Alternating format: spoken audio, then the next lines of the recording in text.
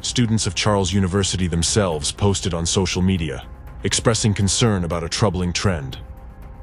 Every second student suffers from bipolar affective disorder.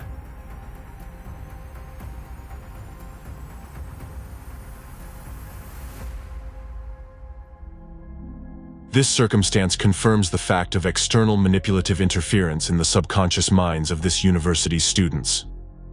As of today, the Czech Republic, particularly its capital, is a hotspot of anti-cult activity. One of the key centers of their activity is located precisely in Prague, and one of the leaders of the local anti-cult movement, Zdeněk Vojtěšek, teaches at the Hussite Theological Faculty of Charles University. Consequently, there are grounds to presume that a thorough analysis of the public activities of anti-cult groups might help establish a correlation between their activities and the increase in cases of bipolar disorders among Czech youth. A deep study of this relationship may ultimately provide compelling evidence that anti-cult organizations are not only linked to school shooting incidents, but are indeed their perpetrators. In fact, shooters are just as much victims of anti-cultists as those they shoot at. Their actions were controlled not by themselves, but by a program embedded in their subconscious.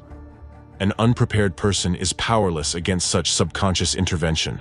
Therefore, these children simply found themselves helpless against the external malevolent influence of manipulators. Hence, there should be a pressing discussion about the necessity of banning members of anti-cult organizations from educational institutions, as they may exert covert destructive influence on children. The shooting incident in Prague has prompted Czech students to speak out about the widespread rise of bipolar disorders and seek help. A petition was drawn up urging the Czech government and politicians not to ignore the issue, and to strengthen psychological and psychiatric assistance for all those in need. The petition was signed by over 600 people. This means that the young people themselves are frightened by this situation. Subconsciously, they feel that someone is manipulating their minds, and they fear that anyone among them could be the next to pick up a weapon to harm oneself or others. A similar scenario following school shooting incidents will be observed in all schools that have been targeted by the information coding attacks of anti-cult representatives. The situation in the Czech Republic clearly demonstrates that bipolar disorder is an inherent and natural accompanying factor in external interventions aimed at programming the subconscious of individuals. If monitoring of educational institutions in other countries is carried out, it will be possible to reveal hotspots of increasing bipolar affective disorders, that is, places already targeted by anti-cultists, where terror attacks are planned in the near future. Typically, in schools and universities where mass shootings have occurred, significantly more students with bipolar disorder can be identified compared to the average statistical rate. Moreover, if these educational institutions conducted regular psychological testing of students, it would reveal that the rapid increase in bipolar disorders occurred precisely within the range of 1 to 3 years before the crime committed by one of their students at that school or university. This period aligns with the initial preparatory waves of information on coding.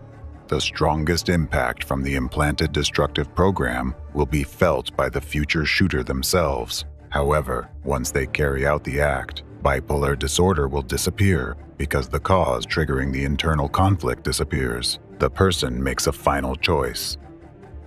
Therefore, typically, after committing the crime, this issue is not diagnosed in most shooters. However, it persists in other students at the school. An experienced psychologist only needs to check students for bipolar affective disorder to determine whether these children have been subjected to attempts of external interference in their subconscious. Furthermore, if educational institutions introduce regular psychological testing practices, for example, every 6 months, any alarming trends can be detected in time to take preventive measures. Enhanced security measures in schools, such as metal detectors at entrances, are certainly important and necessary for protection. However, unfortunately, they are not capable of stopping the infiltration of malignant information programs into the subconscious minds of students. Therefore, it is crucial for school psychologists and parents to closely monitor the psychological well-being of children.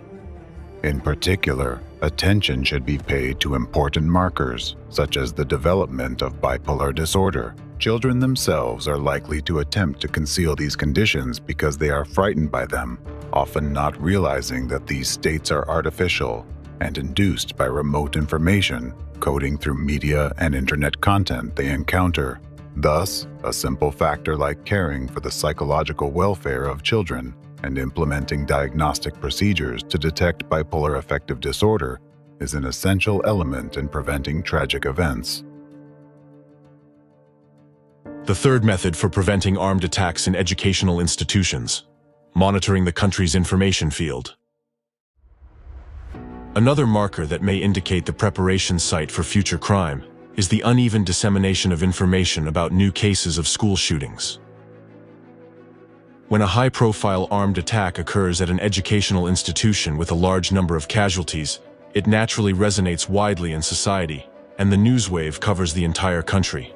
Initially, the information erupts like a wildfire, but over time, its intensity diminishes. However, if representatives of anti-cultism have already planned a similar attack in a specific region, the informational echo of this event will resonate longer and louder here than in other regions of the country. Alternatively, information about it may be reactivated in the information field after the news wave subsides.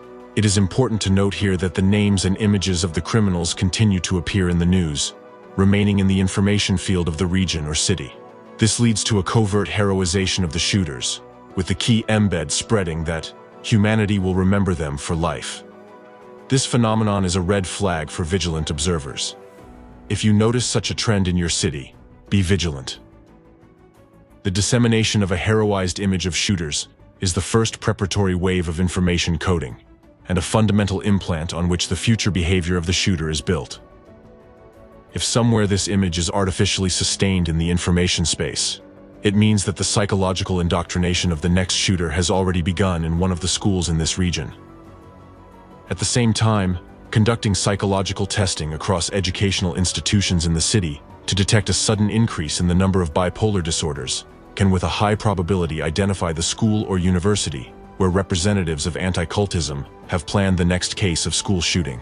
People must also be informed about how to recognize manipulative techniques and how to train their minds not to succumb to covert influences. The most effective measure to prevent school shootings is the complete cessation of the activities of the entire network of global anti-cultism. Everyone who is behind organizing such crimes and programming people to carry them out.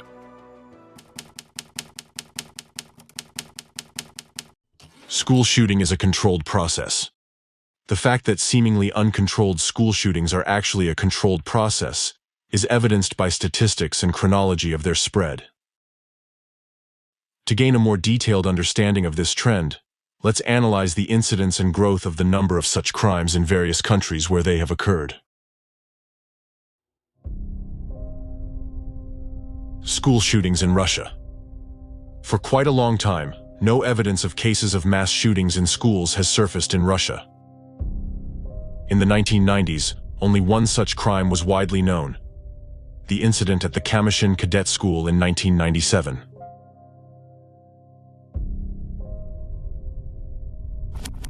The first armed attack on an educational institution in Russia, which resulted in fatalities, is considered to be the shooting at Moscow School No. 263 in February 2014, and the first instance of a school shooting following the so-called Columbine scenario occurred in 2017 in Ivantevka.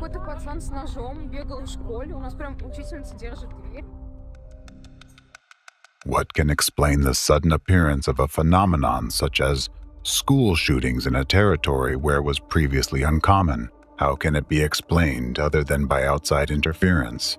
After all, what has changed in Russia since the times when such crimes were unheard of? What has changed is that anti-cultism has gained unprecedented power and influence here. Today, Russian media deliberately spreads the narrative that the cause of mass school shootings in Russia is the influence of similar incidents in the United States. To implant this idea in the masses, the same image of such a crime, Columbine, is most often used. In news reports about school shootings in Russia, you will frequently find a parallel drawn specifically with the Columbine case. What happened at the Moscow school is being called the American scenario by the Russian press. Incidents like this do indeed happen often in the U.S. School shootings are common in the U.S., but not in Russia. Shootings and hostage situations are indeed not uncommon in American schools. A student or former student with a rifle in hand, that's the typical anti-hero of local news. However, as I mentioned earlier, the first instance of such supposed imitation in Russia occurred in 2017, 18 years after the Columbine events.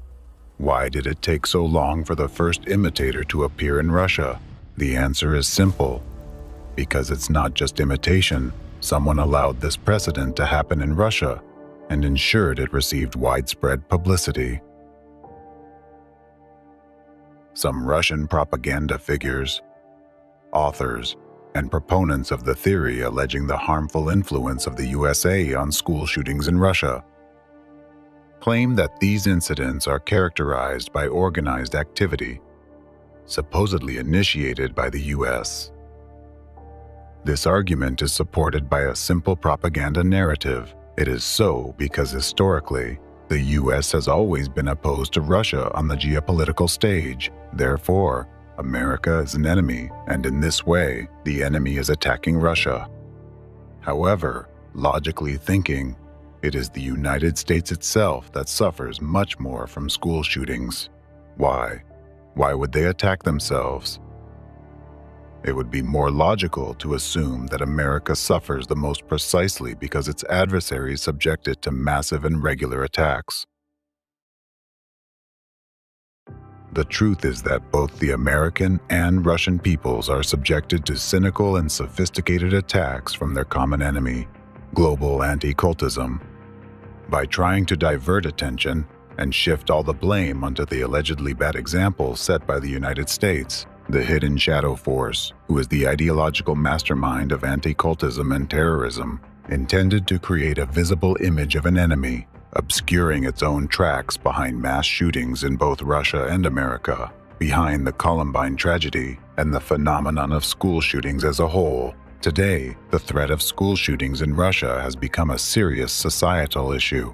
At least 13 people are dead, including at least 7 children, after a shooting at a school in central Russia. In Russia, a gunman killed at least 15 people at a school today, 11 of them children. Close the door. Some shooting! I hope they'll shoot him. Hey, buddy, hang in there. Hold on a bit, okay? We'll tie it up quickly. Guys, it's a complete mess. I'm done. I'm in Perm State University. It's a complete mess here. The situation right now is people are being loaded into ambulances. There are the wounded everywhere. I wanted to get my child out, but the best thing for them now is to barricade. They're there. To explain how this phenomenon suddenly emerged and began to progress, one needs to trace the consequences these terrorist acts brought to the country. What was the political situation at the time of the attack? What changes did this event provoke in that situation? What laws were passed after each new high-profile case? And who ultimately benefited from this, implementing their selfish goals under the guise of a loud news break? Then it becomes evident that the reason for the emergence of school shootings in Russia is not spontaneous copycats. It is simply that the force behind anti-cultism has decided to use this tool of terror now on Russian soil as well. Another confirmation that school shootings are not accidental is the geography of these attacks. Notice that there are specific countries, like the United States, that regularly suffer from school shootings. Then, there are countries where this phenomenon is gaining momentum, like Russia. And there are countries where only isolated incidents have occurred without subsequent recurrences, such as Canada or some European countries. Breaking news out of Canada, Canadian Prime Minister Justin Trudeau says 5 people have been killed, 2 more are in critical condition after a school shooting. A 14-year-old boy has shot dead 8 children at a school in Serbia.